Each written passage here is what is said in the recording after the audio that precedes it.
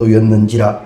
예수께서 그들에게 이르시되 항아리에 물을 채우라 하신즉 아기까지 채우니 이제는 떠서 연회장에게 갖다 주라 하심에 갖다 주었더니 연회장은 물로 된 포도주를 맛보고 어디서 났는지 알지 못하되 물돈 하인들은 알더라. 연회장이 신랑을 불러 말하되 사람마다 먼저 좋은 포도주를 내고 취한 후에 낮은 것을 내거늘 그대는 지금까지 좋은 포도주를 두었도다 하니라. 예수께서 이 첫 표적을 갈릴리 가나에 행하여 그의 영광을 나타내심에 제자들이 그를 믿으니라. 아멘. 할렐루야. 이제 오늘 저녁부터 수요일 저녁 하나님 나라의 건설이라는 주제를 가지고 말씀을 나누실 겁니다. 하나님이 이 땅에 원하시는 것은 우리가 하나님이 원하시는 나라를 세우는 겁니다. 이건 하나님이 원하시는 것입니다. 자, 그러면 하나님이 우리를 통하여 하나님의 나라, 그 나라를 세우시기를 원하신다면 우리가 어느 정도 개념적으로는 좀 생각이 됩니다. 하나님이 기뻐하시는 것, 하나님께 영광 돌리는 것, 그런 하나님의 통치와 말씀이 주장하시는 세상, 이런 개념은 좀 형성이 됩니다. 그러면 이 개념적 형성에 우리 스스로 물어봅니다. 그렇다면 너는 그 일을 위하여 지금 무엇하고 있느냐? 하나님의 나라, 그 나라가 이 땅에 뜻이 하늘에서 이루어진 것처럼 땅에서도 이루어지심이 하나님의 원하심인데 그 나라 건설을 위하여 너는 무엇하고 있느냐? 무엇 했느냐라고 얘기하면 나름대로 할 말은 있을 겁니다. 이것도 했고요, 저것도 했고요. 맞습니다. 그런데 이제 지금은 무엇하고 있느냐? 이 질문에 우리는 대답할 수 있어야 합니다. 나는 오늘도 주의 나라를 위하여 이렇게 하였습니다. 그것이 생존케 하시는 목적 중에 중요한 목적이 되어야 합니다. 그저 아침에 일어났더니 하루 훅딱 지나갔다. 그것도 사실 감사하지만 그것이 얼마나 하나님의 은혜입니까? 뉴스를 봤더니만 그저 2살 난 아이와 어미가 아이 데리고 잠깐 병원 들러 약 떠갔다 나오다가 돌진하는 차에 그렇게 바쳤다지요.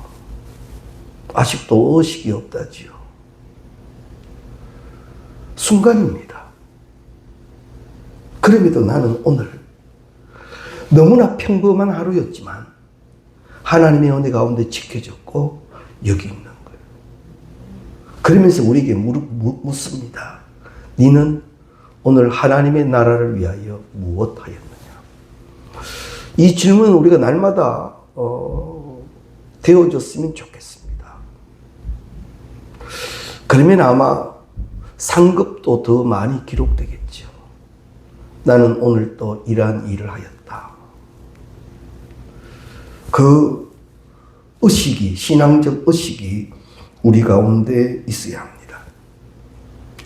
이런 말씀을 나눌 때면 그래, 맞아, 그렇게 살아야 돼, 그렇게 해야지 다짐도 하고 깨닫기도 하는데 사실 삶의 현장으로 돌아가면 또 육신을 가지고 세상을 산다는 이유가 그것을 망각해 버리기도 하죠. 그런데 요한복음에 있어서 가장 중요한 주제 중에 하나가 하나님의 나라의 건설입니다. 이마고데이, 하나님 나라의 건설입니다. 우리 성도들의 삶은 언제나 하나님의 나라와 연결되어 있어야 하고 모든 성도는 언제 어디서나 하나님의 나라를 세울 수 있다는 점을 잊지 말아야 합니다. 만약 이 땅에 하나님의 나라가 바로 세워지지 아니하면 우리가 하나님의 뜻을 어떻게 펼칠 겁니까? 우리로서는 부족하지요. 하나님의 나라, 하나님이 통치자가 되시고 그 하나님이 주권적 모든 것을 행하시고 보시기에 좋았더라가 이루어지는 그 나라, 그 백성된 삶을 우리는 날마다 기억하고 있어야 합니다. 그러려면 어떻게 하면 내 삶 속에, 먼저 내 삶 속에 나부터 하나님의 나라를 이루어갈 것인가? 그것은요, 다스림이라는 귀한 주제가 하나 세워집니다. 먼저 하나님의 절대적인 다스림이 내게 이루어져야 합니다. 말씀하시옵소서 주의 종이 듣겠나이다. 하나님은 말씀하시고 주의 종들은 듣고 믿고 행하는 것. 그랬더니만 말씀대로 되어지는 축복. 하나님의 나라를 세우는데 내가 계획한 나라를 세우는 것이 아니라 하나님이 말씀하시고 하나님이 깨닫게 하시고 하나님이 원하시는 그 나라가 세워져야 되는데, 그러기 위해서는 나부터 철저하게 하나님으로부터의 통치가 되어져야 되는 거예요. 나름대로 우리 개성과 주장과 주관이 있습니다. 때로는 자존심도 세워져야 할 일이 있고요.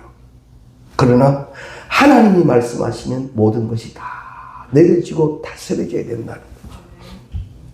사실 이게 쉽지만은 않습니다. 하나님이 말씀하셔도 우리가 그 말씀 앞에 다 아멘 하면서도 되지 않는 게 우리의 현실이니까요. 그러나 이런 현실이니까 어쩔 수 없다고 넘어가면 안 되죠. 말씀으로 나를 저 복종케 하라. 하나님은 이 땅에 하나님의 백성들을 복되게 하실 때는 우리가 이 가나안 땅에 들어가는 여호수아에게 말씀하시는 것을 보면 압니다. 율법책을 떠나지 마라. 그리고 여기 기록된 것을 다 지켜 행하라. 그러면 나는 너희의 여호와가 된다.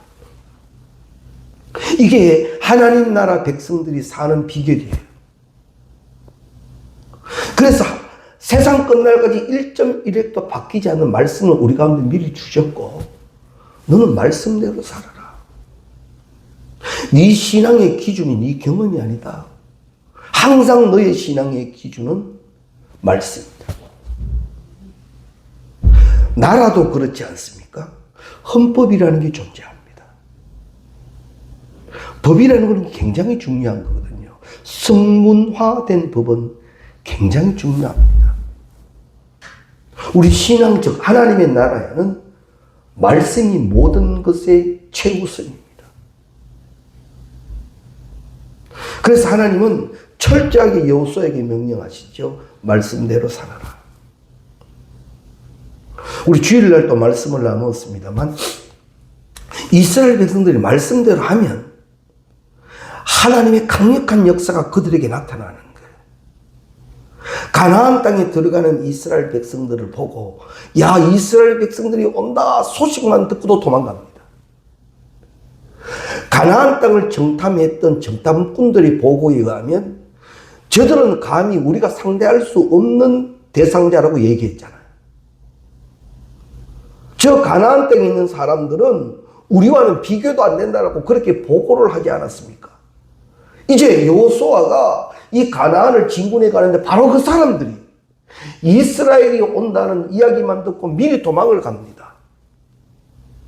하나님은 이렇게 그들을 책임져 주시는 거예요. 말씀대로 행하는 이들은 하나님이 책임지신다. 사실 그렇다고 해서 힘든 과정이 없었느냐? 그건 아닙니다. 힘든 과정이 있었지만 그것으로 인하여 하나님을 더 알아갈 뿐입니다. 두려워하지 말라, 놀라지 말라 그럽니다. 오히려 더 하나님을 찾고 찾아라 하죠.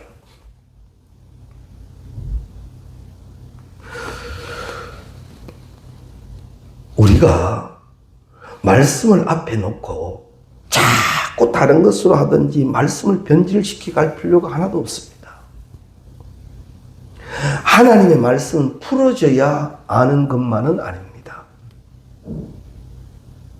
방정식을 풀듯이 이렇게 풀어야 답이 나오는 게 아니라 하나님의 말씀은 영으로 기록된 것이기 때문에 영적으로 알게 됩니다. 어느새 하나님의 말씀이 들려지고 그 말씀이 나에게 강력한 역사를 일으키기 시작하죠.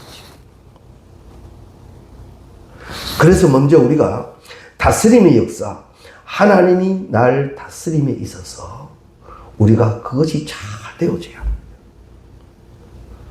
즉 말씀대로 살아가는 거예요. 그리고 두 번째 다스림은 나 자신의 다스림입니다. 자, 하나님의 말씀으로 다스림을 받고자 하는 내가 쉽게 그대로 되어졌느냐? 아닙니다. 육신을 가진 우리에게는 어쩔 수 없이 죄성이라는 게 있습니다. 이건 어찌할 수 없어요. 그래서 자꾸 이것이 자극이 받습니다. 이 죄성 가운데 하나님의 신적인 것보다 인간적인 것이 더 강조되고요. 그것 때문에 힘들어하고 어려워하는 시간들이 많습니다.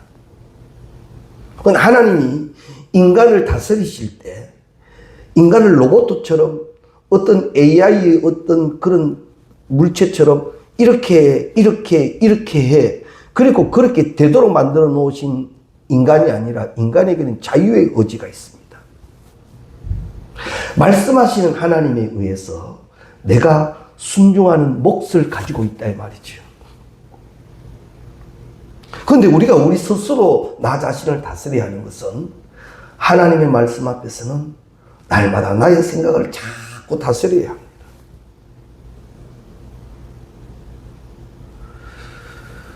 그래서 이 사도 바울은 이 문제에 있어서 많이 힘들어했던 것 같아요.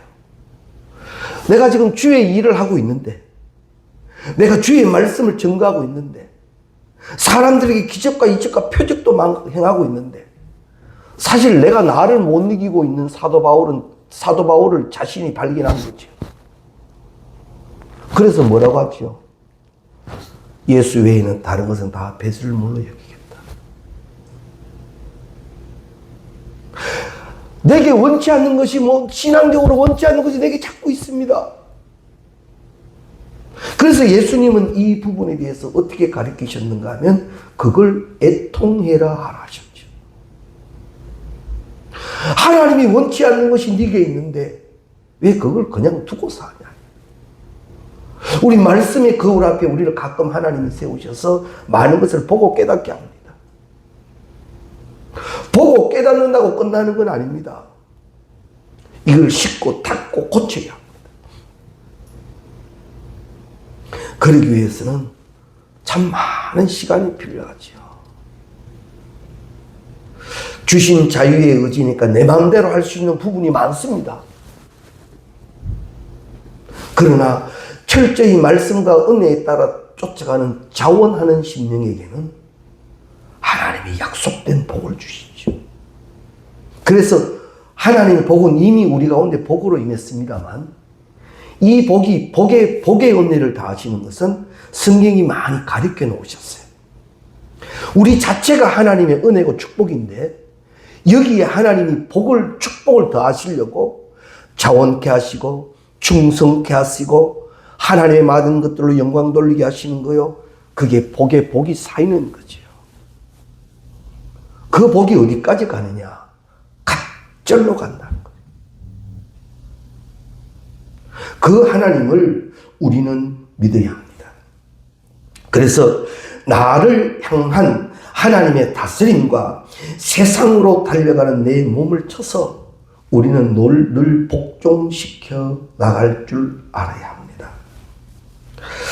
자신의 다스림이 함께 해야만, 즉 하나님의 다스림과 나 자신의 나 다스림이 함께 되어질 때 거기에 하나의 결정체가 생기는 거죠. 하나님 앞에 섰을 때 착하고 충성된 종이라 하면 무엇인가 이룬 것이 있는 종이에요.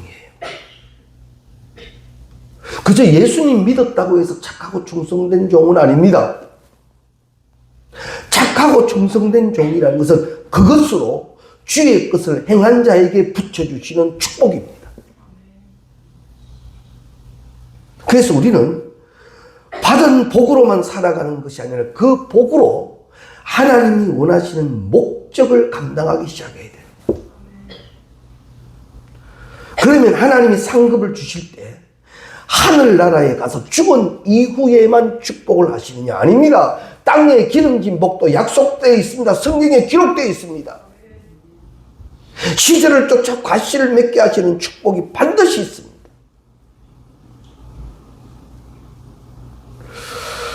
우리는 조급한 마음에 상황적인 요소 때문에 하나님 지금이어야 합니다. 지금 이루어 주십시오. 맞습니다. 그렇게 되어졌으면 참 좋겠습니다. 그런데 하나님은 그 과정에 나를 그렇게 기도하게 하시죠. 지나보면 압니다. 아, 그저 주시는 건 아니구나. 그렇게 기도시키실 때는 이렇게 하시려고 하셨구나. 자주 드리는 말씀입니다만 하나님은 축복하시기 전에 먼저 하시는 일이 있습니다. 그릇을 만듭니다. 그릇을. 축복의 그릇을 먼저 만드십니다. 그래서 막 처음에는 인간적인 용을 씁니다. 그러다가 막 되지 않는 일에 막 이런 여러 가지 스트레스도 받습니다. 그러다가 말씀 가운데 깨닫고 깨달아 무릎을 꿇기 시작하죠. 어느새 만들어지는 우리의 그릇입니다. 그래서 이런 결론을 내리지 않습니까? 기도가 답이다. 기도가 답이다. 예수님도 기도하시고 새벽 미명 예수님도 매일 기도하시고 주의 일을 감당하시는데 내가 무슨 통폐라고요? 기도 안 하고 주의 일 뭐합니다? 절대 뭐합니다. 예수님으로부터 겟세마네 동산까지 함께 가자고 선택받은 3명의 제자가 기도 안 하고 졸고 있다가 결국 한 짓이 뭡니까? 12명의 제자 가운데서도 3명으로 특별히 예수님이 마지막 그 겟세마네 동산까지 함께 가는 축복, 선택된 축복을 받았음에도 불구하고 기도하지 않는 제자는 결국 예수를 부인합니다. 누가 와서 예수님을 막 잡으려고 하니까 겨우 하는 짓이 칼 빼들고 남의 귀를 자르는 일밖에 못했습니다. 한번 따라합시다. 기도가 답입니다. 기도가 답입니다. 기도가 답이에요. 사무엘이 이걸 알았습니다. 그래서 나는 기도를 쉬는 죄를 범하지 않겠다. 나에게 주어진 이 책임을 감당하기 위해서는 기도해야 하는데 내가 기도하지 않는 것은 죄라는 거죠. 그러고 보면 우리의 삶의 현장, 내 삶의 현장 안에 하나님의 영광이 가득한 그 나라를 세우기 위해서 내가 기도할 제목이 얼마나 많습니까? 그거 하지 않는 것이 그냥 넘어갈 것이 아니라 죄라고 판단된다면 무서운 일이죠. 이건 기도할 제목입니다. 그래서 하나님의 영광이 여기 세워져야 합니다. 하나님의 나라가 건설되어야 합니다. 그러기 위해서 나는 기도해야 합니다. 구하고 찾고 두드려야 합니다. 부르짖어야 합니다. 그것을 알고도 하지 않았다. 사무엘의 말씀을 빌리면 죄입니다. 즉 이 말은 기도하면 응답하시겠다라는 그런 말씀입니다. 그리고 또 하나, 이렇게 하나님으로부터 그리고 내가 나 자신을 다스려서 연합된 하나님의 나라는 어디에 세워지느냐? 바로 지금 내가 있는 이곳입니다. 다른 곳에 세우는 게 아닙니다. 하나님은 지금 나의 삶의 현장 안에 주의 나라를, 주의 것을 세우시기를 원하십니다. 그것도 더욱이 바로 이 현장에서 높이 들어 자랑하시기를 원하시는 30배, 60배, 100배의 결실을 주셔서 거기서 하나님을 전가하게 하시는 그런 영광과 그런 통치와 그런 감격이 있는 곳이 하나님의 나라라면 그 사명이 지금 여기 내게 있다는 거죠. 종종 말씀드립니다만 우리의 가정이요 복되지 않습니까? 근데 막 화가 난다고 해서 이놈의 직구적 그럴 게 아니에요. 하나님은 여기 하나님의 나라를 세우시기를 원하신다. 내 삶의 현장 여기 하나님의 나라를 세우셔서 영광 받으시기를 원하신다. 내가 섬기는 제단 여기 주의 나라가 이루어져 주의 예배를 받으시기를 원하신다. 그것이 지금 나에게 맡겨진 많은 사명이다. 사람의 편에서는 자꾸 조건과 상황을 자꾸 말합니다. 이래 되면요. 그러면 할게요. 사실 사람이요. 그래 되고 나면 또 다른 말 하는 게 사람입니다. 지금 되지 않는 내가 이 다음에 그렇게 되면 될 것이다 합니다만 그거 지속적이지 못합니다. 그래서 오늘 말씀을 받으면 하나님 지금 늘 신앙은 현재예요. 그리고 여기서부터 하나님의 나라가 확장되어져 가죠. 그것이 선한 영향력이라는 거예요. 우리의 삶의 목적에 이 목적을 하나님이 두셨다. 다시 정리합니다. 하나님은 우리의 삶의 현장에 하나님의 나라가 세워지기를 원하시고 그 일을 위하여 나에게 부족함 없게 하신다. 이를 위하여 구하여야 합니다. 충성되어야 합니다. 오직 예수가 되어야 한다라는 말입니다. 예수님께서 임마누엘로 이 땅에 오신 목적을 총체적으로 하나로 정리한다면 바로 오늘의 주제와 같아요. 하나님의 나라를 건설하기 위하여 오신 거예요. 하나님의 통치가 이루어지고 그 백성들이 살아가는 그곳, 예수 그리스도와 임마누엘 된 그곳을 세우기 위하여 예수님은 이 땅에 오셨다라는 말입니다. 그래서 예수님이 이 땅에 오셔서 첫 번째로 선포하신 말씀이 뭐냐면 마가복음 1장 15절 말씀, 하나님의 나라가 가까웠으니 회개하고 복음을 믿으라. 하나님 나라에 대하여 선포를 하셨습니다. 우리 예수님은 하나님의 나라를 위하여 하나님의 나라를 건설하기 위하여 이 땅에 오셨는데 그 예수님이 우리와 함께 하셨다는 것은 우리에게 그 일을 함께 하시기 원하신다는 거죠. 때문에 나는 오늘도 주의 이름과 주의 은혜로 살아가는 오늘 나는 주의 나라를 세우고 있어야 합니다. 주의 나라를. 이 팔레스타인 지역의 건물을 세울 때는요, 모퉁이의 돌을 기준으로 해서 세워져 나갑니다. 예수 그리스도와 연합된 나로 인하여 주의 나라가 세워지기를 예수님은 원하신다는 것. 이것을 우리가 분명히 깨달을 수 있기를 바랍니다. 그래서 우리 마태복음 6장 10절에도 나오지요. 주님이 가르쳐 주신 기도입니다. 나라가 임하시오며. 하나님의 나라가 임하시오며. 어디에? 여기. 주님이 통치하시고 주님이 책임져 주시는 나라. 그 나라를 살아가는 우리. 부족함이 없는 거죠.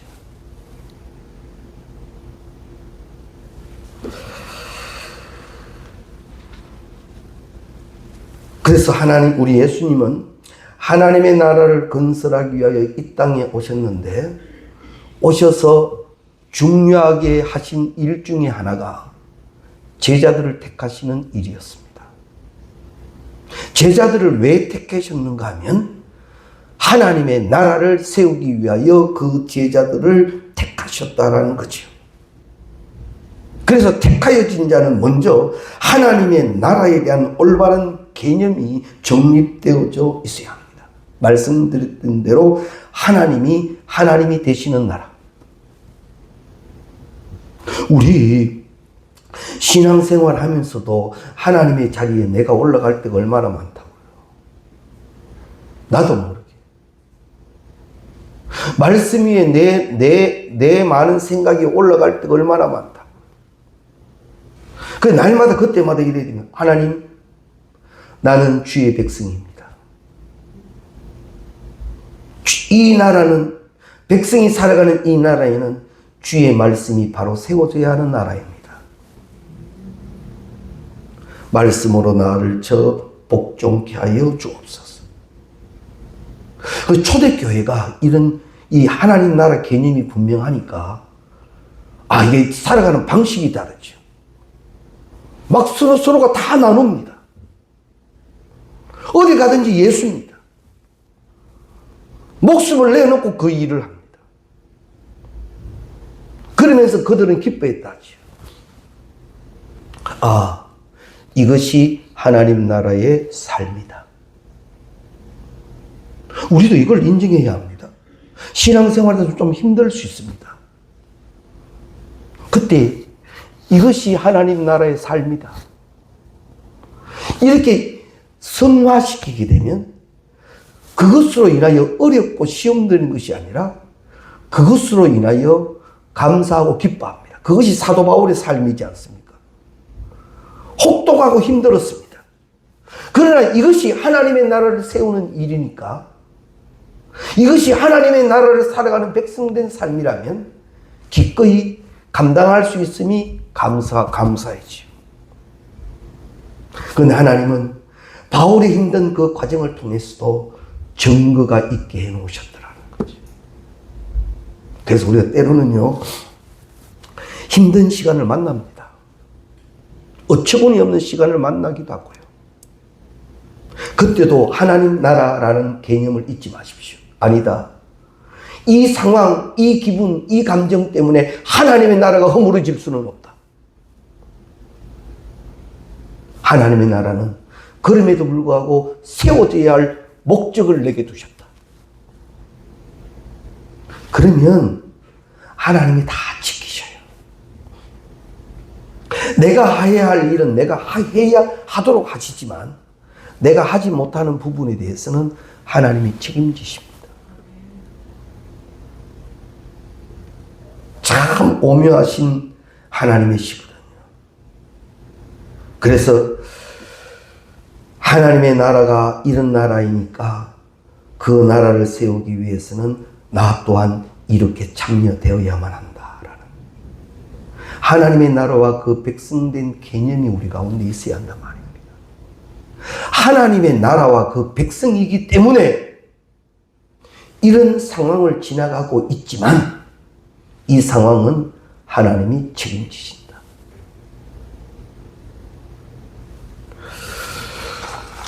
우리 사람 사는 세계에서도 참 좋은 일을 위하여 참 힘들고 어려운 과정에 함께하고 힘썼던 일에 대해서는 다 밝혀질 때는 상급이 되죠. 하나님의 나라에서는 그것이 분명하다라는 사실입니다. 당시 유대인들에게 신앙적으로 큰 영향을 미쳤던 세력들이 있는데 첫 번째는 바리새인과 서기관들입니다. 이들은 율법주의자들이지요. 철저하게 말씀 들고 다닙니다. 이들만큼 말씀에 정통한 자도 없습니다.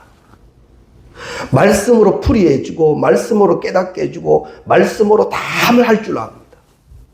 그래서 바로 이들이 지도자들입니다. 앞세워진 자들이라 말이죠. 그런데 이들은 말씀을 가지고 있으되 말씀대로 살지는 못하죠. 이게 이들에게 있어서 큰 핸디캡입니다. 우리도 말씀을 많이 합니다. 또 우리 한국 기독인들은요, 말씀 공부를 좋아하기 때문에 말씀을 많이 참 어떤 면에는 신학자 이상으로도 알기도 합니다. 그런데 알고 있는 그것이 삶이 되어 빛이 되고 소금이 되어야 되거든요. 선한 영향력이 되어야 되거든요. 말씀이 좌우에 날이 선 그물에서 찌르고 쪼개는 일만 하는 게 아닙니다. 먼저 내가 하나님의 통치를 받은 가운데 하나님의 말씀을 가지면 말씀은 뭐예요? 곧 사랑이라는 거죠. 은혜라는 거죠. 능력이라는 거죠. 말씀을 가지고 하나님의 나라를 세우는 거예요. 말씀을 가지고. 이해되시죠? 내가 말씀을 잘 알고 잘 가지고 있는 이만큼 하나님의 나라를 세운단 말이에요. 그런데 율법주의자들은 그러지 못하고 그걸 가지고 평가하고 비판합니다. 말씀대로 살지 못하고 정죄합니다. 그것이 이 율법학자들의 큰 문제였습니다. 꼭 하나님의 나라라는 이 부분과 말씀을 다시 한번 연관 지으면 말씀을 가지고 하나님의 나라가 든든히 서가야 합니다. 말씀 가지고. 우리 자칫 잘못하면 말씀 가지고 막 분석만 하고 말씀 가지고 평가만 합니다. 그것이 잘못된 것만은 아닙니다. 그러나 최종적인 목적은 뭐냐? 말씀으로 주의 나라를 세운다. 이걸 우리가 기억하셔야 합니다. 그리고 두 번째로는 이 당시에 신앙적 영향력을 미쳤던 세력의 두 번째로는 사두개인들입니다. 이 사두개인들은 부활도 부정하고 기적도 부정했고 성경의 많은 부분을 인정하지 않았던 사람들입니다. 그러다 보니까 인간적인 냄새는 푹 풍기는데 말씀을 들고도 능력이 없는 자들이죠. 분명 이들에게도 말씀은 있습니다. 그러나 안 믿습니다. 말씀이 아무리 들려와도 안 믿습니다. 믿으십시오. 하나님은 기적의 하나님이에요. 표적의 하나님이에요. 이것을 우리가 기억하셔야 합니다. 그리고 마지막 또 한 세력들은 에세네파들입니다. 이 사람들은 잘못된 금욕주의자들입니다. 복음보다 자꾸 경건만 내세웁니다.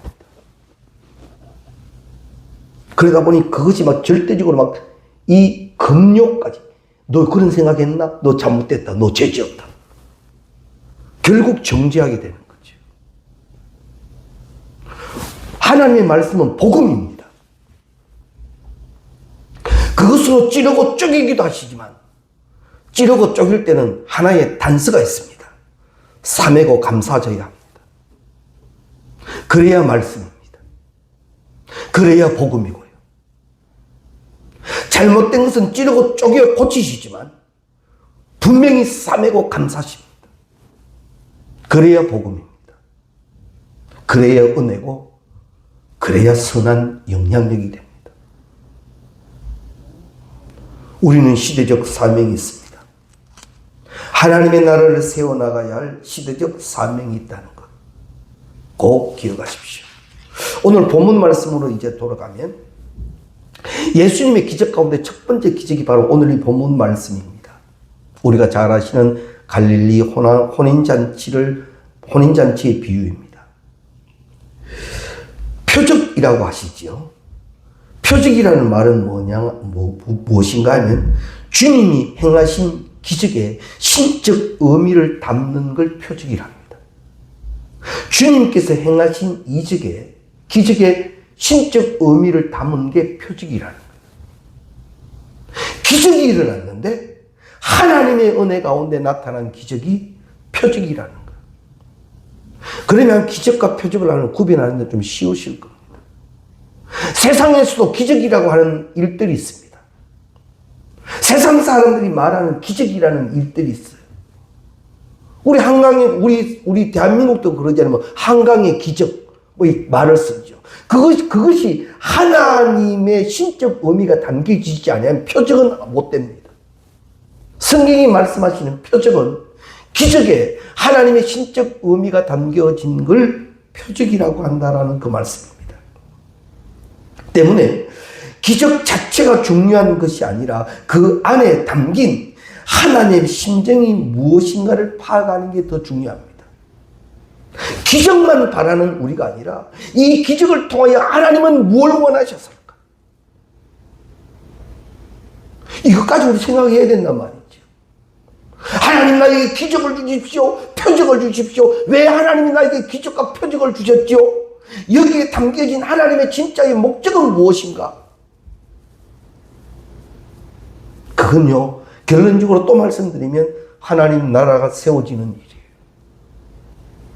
내가 영광 받는 것이 아니라 하나님의 나라가 그곳에 세워지기를 원하신다라는 겁니다.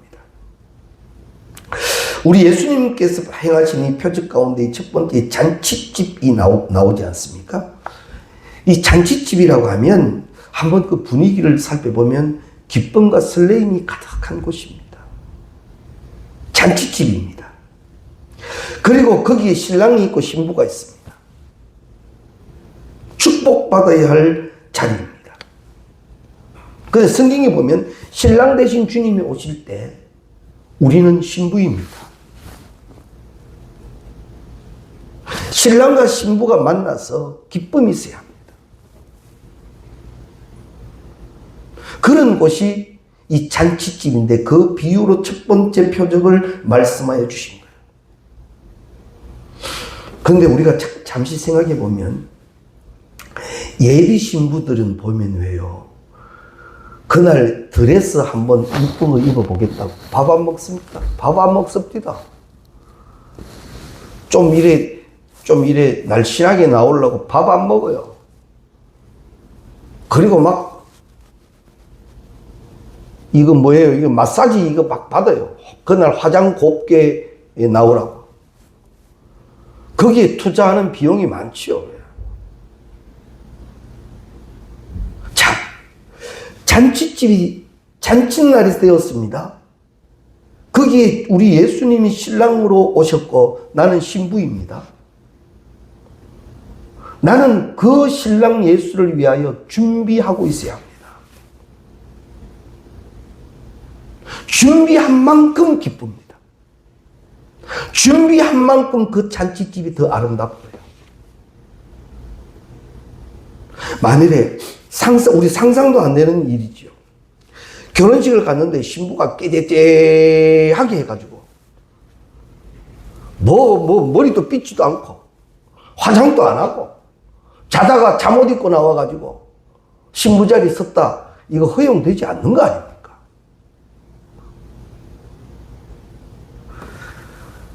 이 첫 번째 비유에서 우리에게 가르치시는 것은 늘 깨어 있으라. 늘 준비한 자가 되라. 잔치집의 기쁨을 가진 자가 되라.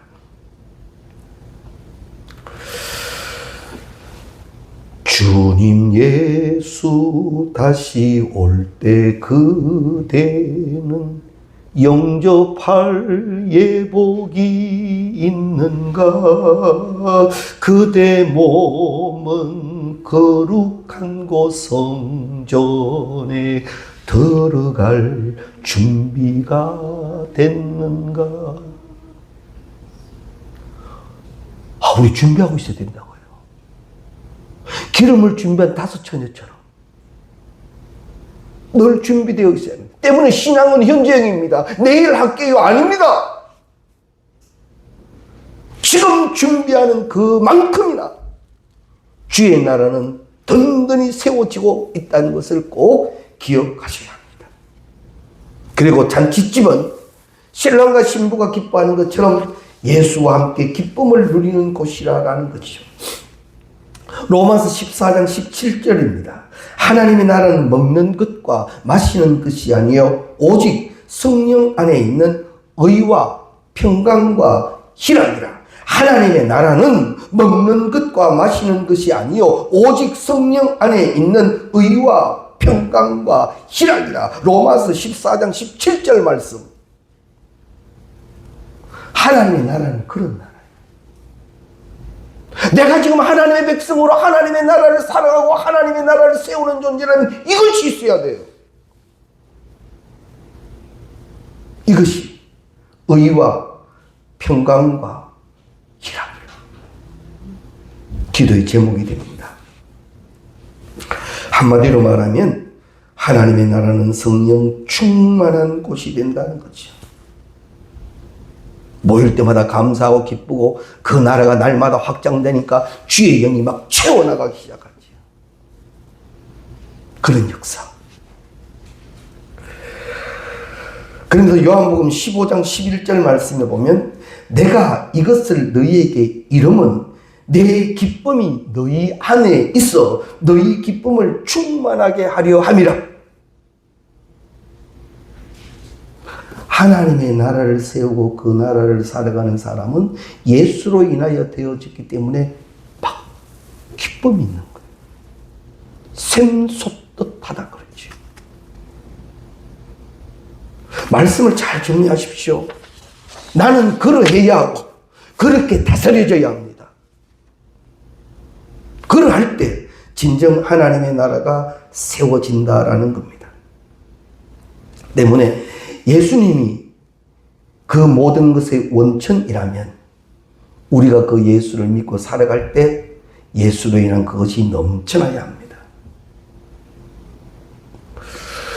어떤 의미에서 하나님의 나라는 예수님의 기쁨을 추구하고 예수님의 기쁨을 선택하는 것입니다.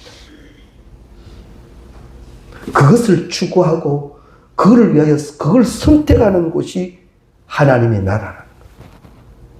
하나님 나라 백성은 자꾸 다른 걸 선택하지 않고 예수로 인하여 그 기쁨, 그 감사, 그 감격을 선택하고 추구한다는 거예요.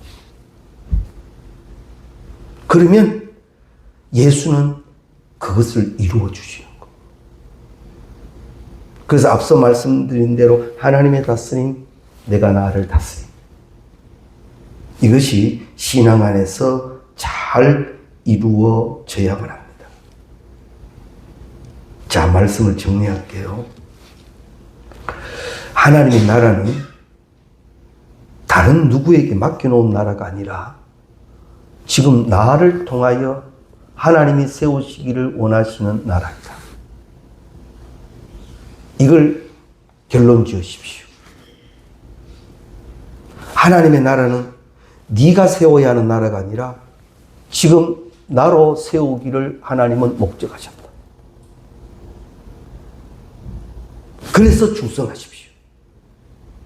그래서 말씀대로 하십시오. 하나님이 다스려지게 하십시오. 주 안에서 다스려지는 존재가 되십시오. 때로는 힘들어도 내가 나를 하나님의 것으로 다스려내야 합니다.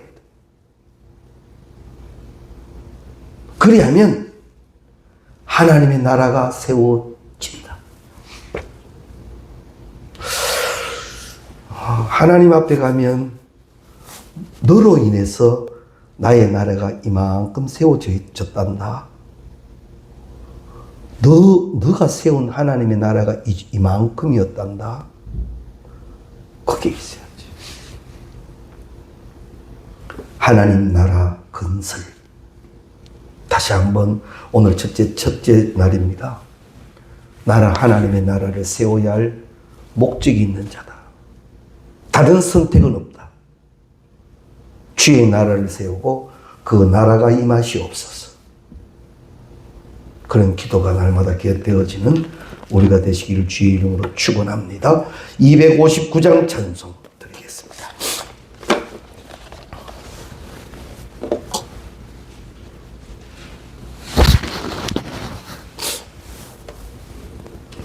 예수 십자가에 흘린 피로서 그대는 씻기어 있는가. 더러운 죄 희게 하는 능력을 그대는 참오지 하는가. 예수의 보혈로 그대는 씻기어 있는가. 마음속에 여러